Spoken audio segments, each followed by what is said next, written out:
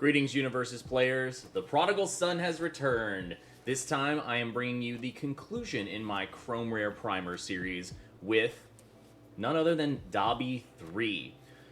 Definitely looking forward to this one. A lot of cool stuff that we can play with Dabi on the evil symbol. We're going to make sure that our rival is taking a lot of checks, failing a lot of stuff, and making sure that we cremate them before we turn to ash ourselves. Let's go ahead and get into the profile and see what this guy brings to the table. As is tradition, we have to start with our character card, Dabi III. Dabi III is a 6-hand size, 28 health character with Enhance. Your rival checks against a 5. If they fail, reveal the top card of your deck. Definitely a nice ability to be able to predict your own checks, but it's really more important for the following ability. This attack gets +1 or -1 speed for each check your rival has made during this attack. We are going to be playing so many ways for our rival to have to take checks. This is going to be absolute madness in terms of what they do and do not get to deal with. So the final thing on Dabi is his response. After your attack deals damage, your rival loses 1 health. As long as you touch them, they're going to take at least a little bit more. So, really good way to make sure that you're closing out games. Sometimes just slinging enough attacks is enough to get there. So, speaking of attacks, let's get right into those. We are going to be starting off with 4 copies of Vile Seizing. Vile Seizing is a monstrosity of a card. This card is a 3 high for 4, it makes our rival check against a 7, and if they fail, we draw a card and get +2 damage. We have ways to modify our rival's checks in this deck as well, so this is a good way to just make sure that you are drawing an extra card. And to top it all off, it has an excellent deadlock, capable of closing out games all on its own. It's unlikely that you're going to get to that point. Your rival is going to be dead long before that, but just in case we need it, we have that option. Following that, we are going to be running 2 copies of Burn Combo. Burn Combo is a 2 low for 4, relatively low stats, but it forces our rival to check against a 6. If they fail, this attack and your next attack both get +2 speed. Both of those are fantastic. Really good way to make this poke into something threatening and then turn it into more during your next attack. Plus, we're able to give it speed with our face, making it even more threatening. Following that, we have another new Dabi attack, 4 copies of Quick Burn. Quick Burn lets you take a look at the top card of your deck, and if it matches the named type that you name, you're going to be able to add it to your momentum. So generally, you're going to make an informed decision on Foundation. You either get to leave it there or shove it into your momentum. Alternatively, you can hedge your bets and name attack. That way, you can leave the good check on top, even though you're going to theoretically be able to see it with Dabi himself, and you'll get a momentum. Or you can do things in a different sequence and know what's there. There's a lot of ways that you can play around with this in order to sequence this to your advantage. Very flexible card. I like this one a lot in here. Also, being a 4 mid for 4 on a 4 difficulty attack is sometimes just good enough, and a 2+ low block is nothing to sneeze at either, especially on the evil symbol. Following this, we're going to be playing 4 copies of Blue Flame Immolation. This card is fantastic for our character because it has a card pool enhance. We're able to take our health, lose some of that, and make our rival make another check, and if they fail, you get to give your current attack +1 speed and +1 damage. Incredible ability there, and being able to stack up multiples of these is devastating to your rival. Additionally, its deadlock response in the card pool is very nice. Being able to force your rival to lose health when you do for your costs is really nice, especially if we're playing a couple of copies of things that do that. Really nice way to just round things out. Following this, we have 4 copies of Blue Flame Torment. This is the reason to play the character. This card is a 5 low for 5, already very well statted. It has a response in the card pool to flip it and discard a momentum. After your rival makes a check, it gets -2. Failing it will not end the combat phase. Very important ability to be able to either block with or attack with this card early on in your string and be able to modify your rival's checks in the middle of things. Very, very devastating when you pop this at the right time. It also has the ability to force your rival to check against a 6, and if they fail, it gets +1 damage, and your next check to play an attack gets +1. And you can do that twice. It is very, very strong, being able to throw all of these additional stats and additional checks at your rival and make sure that they are just drowning in your advantage. To round out our attack lineup, we have one copy of Decaying Palm Slam. This card is a really big haymaker, but it's not something that you want to see all the time. When it wins you a game, it's going to win you a game real good. But it may not always get to that point. Sometimes this is just good to be a 2+ mid block. Sometimes this just closes out the game. And its ability to freeze out 3 of your rivals' foundations from being able to be committed for checks is absolutely terrifying. It really does change all of their math for the entire turn, and it forces them to think on their feet or get burned. And it is a fantastic way to do that. That rounds out our attacks. Let's go through our other miscellaneous bits that we have in this deck that modify things for us, make things a little bit easier. So we are going to be playing one copy of Airy. Since we are on the evil symbol, Airy is something that just sometimes saves your bacon. Plus, being able to ready up a foundation at your end step is very good. Don't need more than one, just a good way to facilitate a little bit of extra advantage. And sometimes she saves your life. We also are running 2 copies of Twisty Surroundings. Twisty Surroundings allows you to hack your rival's checks on a response, and both players are able to use it to discard a momentum to change the zone of an attack. That's really not the important part. It's hacking your rival's check that's really important. Plus, it has Breaker 2. So playing 2 of this doesn't feel bad, even though it has Terrain. Terrain is one of those things that forces you to only have one of these kinds of cards on the field at any given time, you or your rival. So being able to establish your own Twisty Surroundings sometimes can win you the game. Very important to have that available. To round it out, we have 3 actions in the form of 3 copies of Masterminding. Masterminding is a really nice action that we have at our disposal on the evil symbol. Being able to modify our rival's checks in the middle of the enhanced step it allows us to play with our sequencing really well.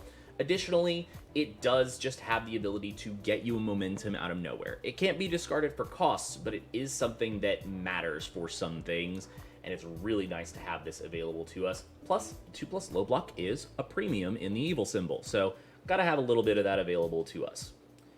That rounds out the orange, green, and blue cards. So let's get around to the foundations and see how those look. Now that we've established the game plan, let's lay the foundations. We're going to start off with 2 copies of League Handler. League Handler is an absolutely incredible foundation for us. The Deadlock Breaker 2 is nice to have, but it's not the pivotal part of this card. The important part is that on our rival's turn, after they make a check, we can force them to get -X, which is equal to the number of checks that they've already made.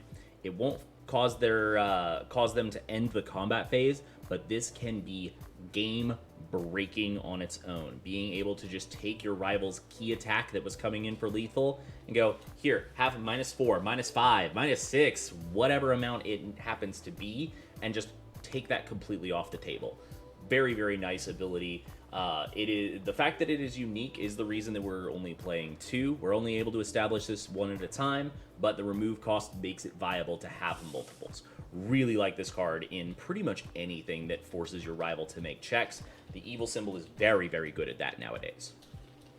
Next on the docket, we have 2 copies of League Invitation.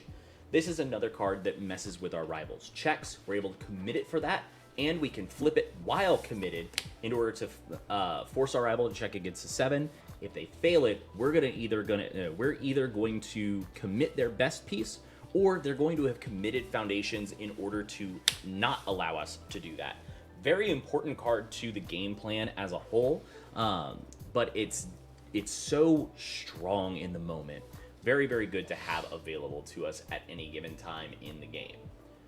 Following that up, we have another unique foundation in Sticky Balls. Sticky Balls is just great speed control, and being able to disrupt our rival with adding something to the card pool can be a game changer for a turn. Very, very important card available to the evil symbol.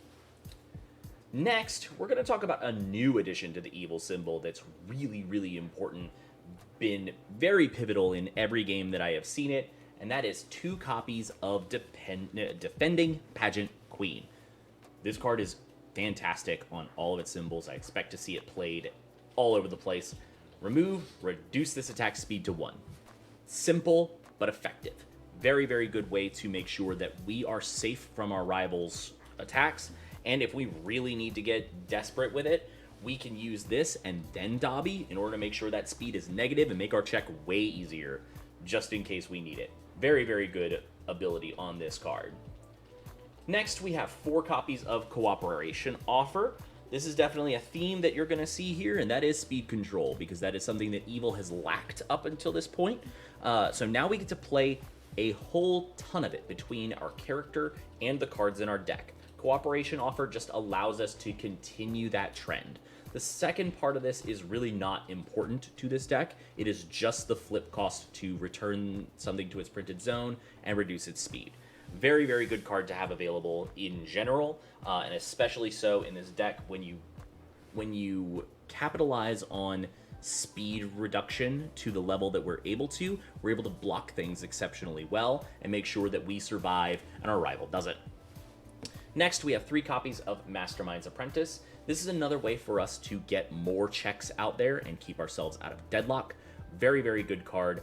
It is a common thing for me. I play a bit like a coward, and I don't like getting too small of a stage, but sometimes just forcing more and more checks on your rival is a way to close out the game. It really doesn't matter that you are going down on resources. You're going to be able to build them back up over the course of the next turn, and you don't need them if they're dead. It's a good way to make sure that things are possible.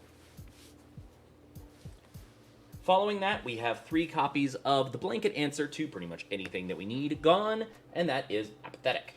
Apathetic allows us to flip one of our rival foundations. We don't really need to talk too much about this card. It just answers problems.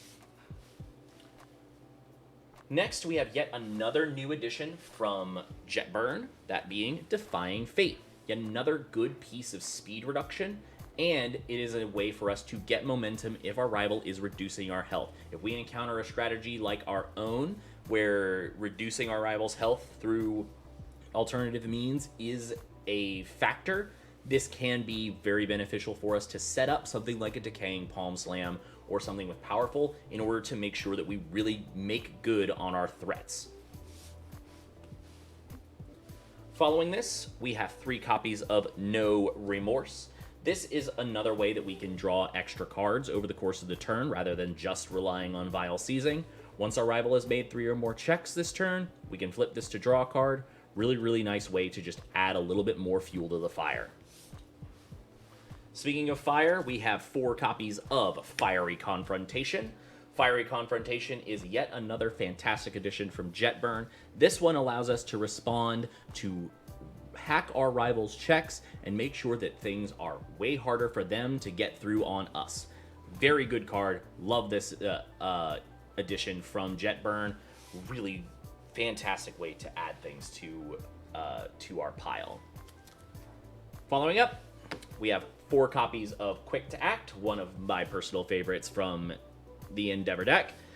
Being able to just give extra speed while we are below half health is very beneficial. We do have ways to lose health in our deck, so this does enable itself in a lot of ways. So we're able to proc this a lot sooner than some of the decks that are out there, and it really makes a huge difference just adding even more speed on top of what we're already doing.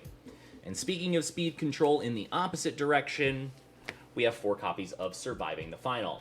This is yet another staple of any of these symbols. Being able to just once per turn reduce a speed by 1 is very beneficial. It's on a 0. There's not really a whole lot else to say about this card. It does its job, and that's really all it has to do. But that rounds out the foundations. let's go ahead and take a look at how this plays defensively. I'll lay it out by block zone so that you can see what we're working with when you have this at the table. And there you have it, Universus Players. Dabi III on the evil symbol. We have 21 highs, 21 mids, and 18 lows. A relatively solid block pattern so that we can really make sure that we're staying alive. Lows used to be such a crippling weakness of the evil symbol, and we've gotten so many good ones to round things out over the course of the last couple of months that I'm excited to see how this plays really defensively as well as offensively. Being able to have speed bonus or speed reduction on our character card is such an invaluable asset to us. I'm really excited to see what this character does on the competitive scene as well as at the local level. So if you take this somewhere and do really well or do really poorly, let me know in the comments below. I want to know what your experience with this character is. And until next time, as always, just watch me.